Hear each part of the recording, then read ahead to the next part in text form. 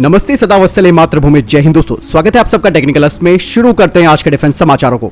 सबसे पहले अपडेट की बात करते हैं तो वो भारतीय नौसेना को मिलने वाली डाइविंग सपोर्ट वेसल को लेकर आ रही है।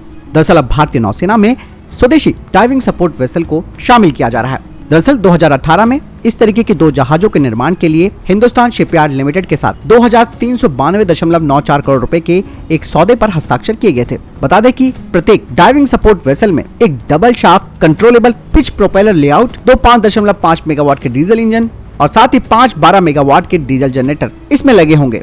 साथ ही इस डाइविंग सपोर्ट वेसल को अत्याधुनिक उपकरणों के साथ डिजाइन किया गया है। इसकी लंबाई 119.4 मीटर, चौड़ाई 22.8 मीटर और इसकी डेप्थ 10.4 मीटर होगी और इसकी जो स्पीड होगी वो 18 नॉट की होगी। इसका इस्तेमाल निरंतर गश्त और खोज और बचाव कार्य के लिए किया जाएगा। साथ ही ये भी कहा जा रहा है कि इस तरीके के जो डाइविंग सपोर्ट वेसल्स होते हैं इनका इस्तेमाल गहरे समुद्र में गोता लगाने और पनडुब्बी बचाव मिशन के लिए भी इस्तेमाल में लाया जा सकेगा।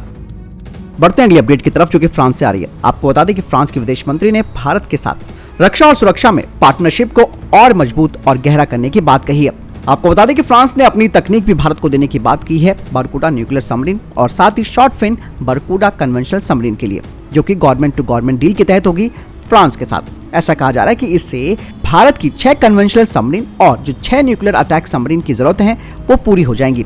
दरअसल आपको मालूम ही है कि P-75I में अब 2 कंटेंडर्स बचे हैं, जिसमें कि जर्मनी और साउथ कोरिया की कंपनियां हैं और इन दोनों कंपनियों को ही परेशानी आ रही है और आपको मालूम है कि ये दोनों ही देश भारत को तकनीक देने से भी झिझक रहे हैं। वहीं दूसरी तरफ अगर हम साउथ कोरिया की बात करते हैं, उनका जो डेबू शिप बिल्डिंग्स है उसका ऑलरेडी कोरियन बैंक में काफी सारा उधार चल रहा है और उसे काफी बड़ी मात्रा में पैसा उनके बैंक्स को देना है और इसी वजह से वो किसी बिड में शामिल नहीं हो सकता। ये भी खबरें आ रही है। कहा यह भी जा रहा है कि डेबू शिप बिल्डर को अभी तक कोरियन सरकार की तरफ से कोई भी प्रपोजल नहीं मिला है कि वो अपनी पनडुब्बियों को भारत को बेचे। साथ ही दोस्तों ये भी खबर आ रही है कि साउथ कोरिया भी नहीं चाहता कि भारत उसका एक प्रतिद्वंदी बने एशिया में सबमरीन निर्माण के क्षेत्र में। हालांकि दोस्तों फ्रांस के साथ जो गवर्नमेंट टू गवर्नमेंट सौदा है ये काफी अच्छा विचार कहा जा सकता है, क्योंकि दोस्तों आपको मालूम है कि कई सालों से हमारी P-75 की जो परियोजना है वो लटकी हुई है। ऐसे में हम गवर्नमेंट टू गवर्नमेंट डील के तहत आगे बढ़ते हैं तो ये कॉस्ट इफेक्टिव भी भारत के लिए होगा। और दोस्तों बरकूडा और शॉर्ट फिन बरकूडा पनडुब्बी की तकनीक फ्रांस भारत को देने को तैयार है, इसलिए भारत को फ्रांस को प्राथमिकता देनी चाहिए, क्योंकि दोस्तों बरकूडा क्लास की जो पनडुब्बियां हैं उन्हें स्टेल्थ पनडुब्बियां भी माना जाता है, जो कि फिनलेस होने के साथ साथ LEU रिएक्टर से संचालित होती हैं, जो कि state of the art future generation के रिएक्टर्स हैं। दरअसल दोस्तों भारत अभी भी अपनी SSN पनडुब्बियों के लिए रूस के अपग्रेड किए गए पुराने रिएक्टरों पर निर्भर है। ऐसे में फ्रांस का प्रस्ताव काफी आकर्षक भी है और भारत को डेफिनेटली इस ऑफर के लिए आगे बढ़ना चाहिए। दोस्तों बढ़ते हैं अगली डिफेंस अपडेट की तरफ। दरअसल दोस्तों भारत और रशिया ब्रह्मोस मिसाइल को बनाते हैं और ऐसे में ये जो रशियन क्रूज मिसाइलें हैं ये काफी सफल रही है और इसी को देखते हुए भारत के जो रक्षा योजनाकार हैं उन्होंने कहा है कि आने वाले समय में क्रूज मिसाइल का जो प्रोग्राम है उसमें विविधता लाई जाएगी, जिसके तहत पब्लिक सेक्टर जो कंपनियां हैं वो क्रूज मिसाइल्स को तैयार करेंगी। दोस्तों मैं आपको बताना चाहूंगा कि अगले 20 सालों में हमारी ट्राई सर्विसेज को 3000 सबसोनिक और सुपरसोनिक क्रूज मिसाइल की जरूरत होगी। ऐसे में दोस्तों ये जो प्राइवेट सेक्टर की कंपनियां हैं जो कि इस क्षेत्र में काम करना चाहती हैं उन्हें भारत सरकार की तरफ से फंड भी दिया जाएगा, ताकि वे इस तरीके की टैक्टिकल सबसोनिक एयर लॉन्च और शिप लॉन्च क्रूज मिसाइल को तैयार कर सके, जिनकी रेंज 200 से 500 किलोमीटर होगी। दोस्तों इससे न केवल भारत क्रूज मिसाइल प्रोग्राम में आगे बढ़ेगा और घर की जरूरतों को पूरा कर पाएगा, बल्कि दोस्तों जो ब्रह्मोस सुपरसोनिक क्रूज मिसाइल है जो कि काफी महंगी भी है उस पर भी निर्भरता कम करेगा। तो ये बहुत अच्छा फैसला है कि प्राइवेट सेक्टर कंपनियों को क्रूज मिसाइल तैयार करने का ऑफर दिया जा रहा है। अगली डिफेंस अपडेट की बात करते हैं तो वो भारतीय नौसेना को लेकर आ रही है। दरअसल भारतीय नौसेना का जो 26 carrier borne fighter jet programme है उसमें आपको मालूम है कि अमेरिका का FA-18 ब्लॉक 3 जो है वो टॉप कंटेंडर बन गया है। ऐसे में दोस्तों अब अमेरिका ने भारत को एक और ऑफर दिया है। इससे पहले जो ऑफर दिया था वो भी मैं आपको बता देता हूं और आप जानते भी होंगे। वो ऑफर ये था कि FA-18 पे भारत अपनी स्वदेशी मिसाइलों को लगा सकता है, तो ये भी एक अच्छा ऑफर माना जा रहा है। इसके अलावा एक और ऑफर अमेरिका ने भारत को दे दिया। अमेरिका ने कहा कि वो भारत को 160 किलोमीटर रेंज वाली AIM-120D air to air missile और 925 किलोमीटर रेंज वाली AGM-158B2 joint air to surface stand off हथियार भी FA-18 सुपर हॉर्नेट ब्लॉक 3 के साथ भारत को ऑफर कर रहा है। ऐसे में दोस्तों फिलहाल तो कोई दिक्कत नहीं है, जब तक TDBF नहीं आ जाता हमें एक शॉर्ट टर्म के लिए अमेरिका के FA-18 सुपर हॉर्नेट को ले लेना चाहिए, क्योंकि यह हर तरीके की मांग को पूरा करता है भारतीय नौसेना की।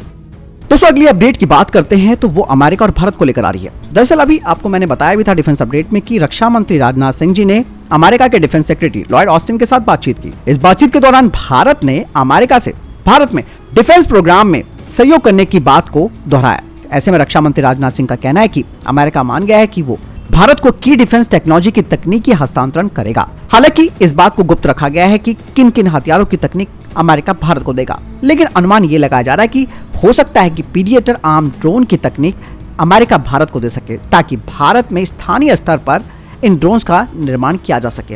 हालांकि उसे एक बहुत बड़ा फैसला कहा जा सकता है क्योंकि अमेरिका किसी को अपनी तकनीक नहीं देता है, बाकायदा उनके यहाँ इसके लिए कानून भी बना हुआ है। लेकिन अमेरिका की टेंशन ये है कि इंडो पैसिफिक में वो भारत का एक अहम रणनीतिक साझेदार है। ऐसे में उसको ना चाहते हुए भी भारत को तकनीक देनी पड़ रही है।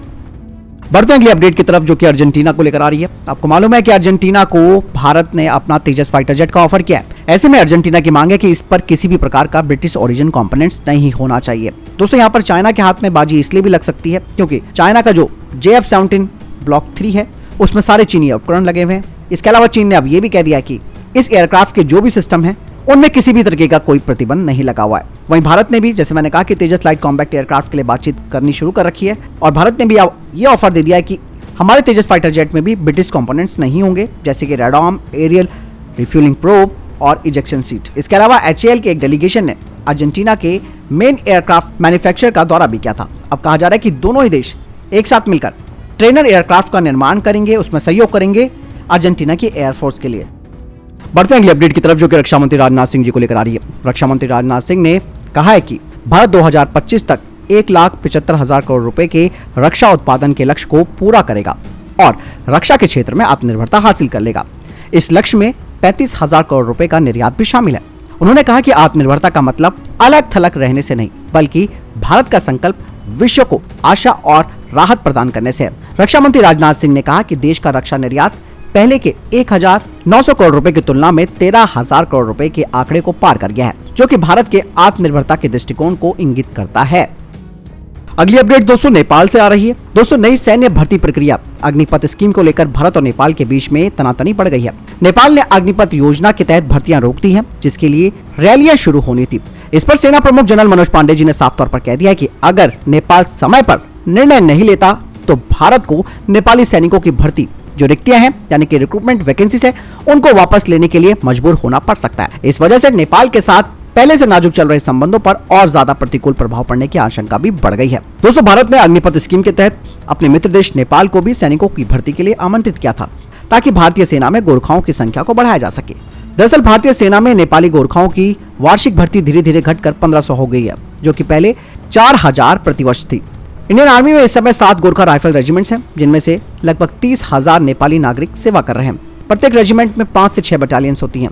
नेपाल में 1.3 लाख से अधिक पूर्व सैनिक भी हैं, जो कि भारतीय सेना की ओर से अपनी पेंशन भी प्राप्त करते हैं। अगर नेपाल दोस्तों इसी तरीके की बात करता रहेगा तो डेफिनेटली भारत को अपना एक्शन लेना पड़ेगा। दूसरी सबसे बड़ी बात यह कि दोस्तों भारत को नेपाल के नखरों को ना सहते हुए हमारे उत्तर पूर्व यानी कि नॉर्थ ईस्ट के जो लड़के हैं, इसके अलावा उत्तराखंड के, इन्हीं को ही गोरखा रेजिमेंट में अधिक से अधिक भर्ती किया जाना चाहिए, क्योंकि कद काठी या फिर ताकत की बात हो तो इस क्षेत्र के जो लड़के हैं वो फौलाद होते हैं। तो हमें नेपाल पर निर्भर रहने की जरूरत नहीं पड़ेगी। आप क्या कहते हैं इस बारे में, मुझे कमेंट सेक्शन में लिखकर जरूर बताइएगा। दोस्तों अगली अपडेट SCO समिट को लेकर आ रही है।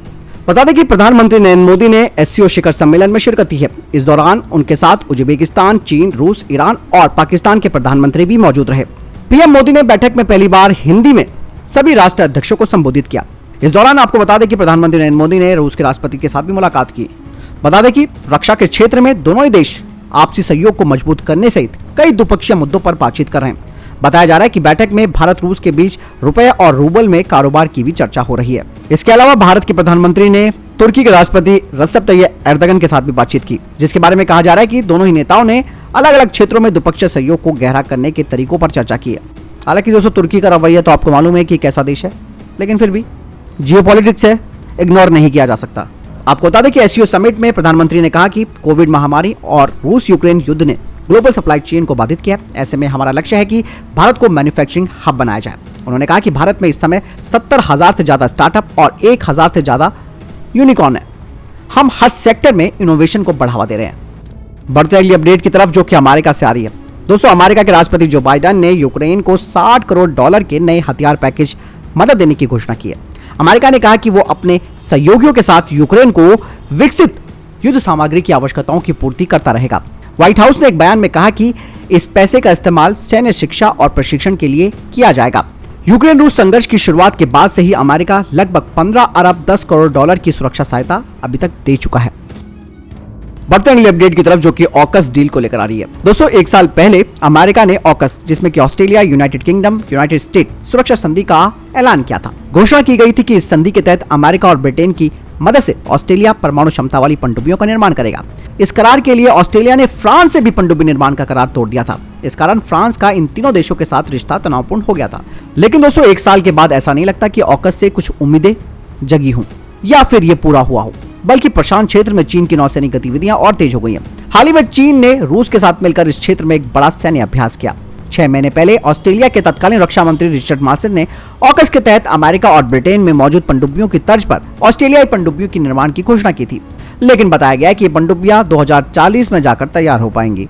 ऑस्ट्रेलिया के थिंक टैंक भी कहते हैं कि कई अरब डॉलर की लागत से बनने वाली ये पनडुब्बियां दूर भविष्य की बात है। इस बीच हमारी कॉलनेस क्लास की पनडुब्बियां भी पुरानी पड़ रही हैं। वहीं रक्षा विशेषज्ञों का भी मानना है कि ऑस्ट्रेलिया में अब महसूस किया जा रहा है कि चीन का खतरा बढ़ रहा है, जबकि ऑस्ट्रेलियाई सेना की क्षमता जरूरत से कम है। इसे देखते हुए ऑकस डील को अब संदेह की नजरों से देखा जा रहा है। अब ये पूछा जा रहा है उनके देश में कि पनडुब्बियां कब तैयार होंगी, क्या इनकी टेक्नोलॉजी पुरानी नहीं पड़ जाएगी। अब ये सवाल उठाया जा रहा है कि ऑस्ट्रेलिया के पास अब तक परमाणु पनडुब्बी रखने का कोई अनुभव भी नहीं है, तो उसे इन पनडुब्बियों के निर्माण में इतनी रकम क्यों खर्च करनी चाहिए। इसके अलावा ऑकस को लेकर काफी विरोध भी हो रहा है ऑस्ट्रेलिया में। कहा यह जा रहा है कि अमेरिका ने एक तरह से ऑस्ट्रेलिया को अनाथ बना दिया है। तो दोस्तों, ये अभी तक के टॉप डिफेंस और स्पेस अपडेट। वीडियो के सामने कोई प्रश्न जवाब, आपका कोई सवाल है, कमेंट सेक्शन में लिखकर जरूर पूछ सकते हैं। मिलता है नई वीडियो के साथ, चैनल जरूर सब्सक्राइब कीजिएगा। जय हिंद, वंदे मातरम।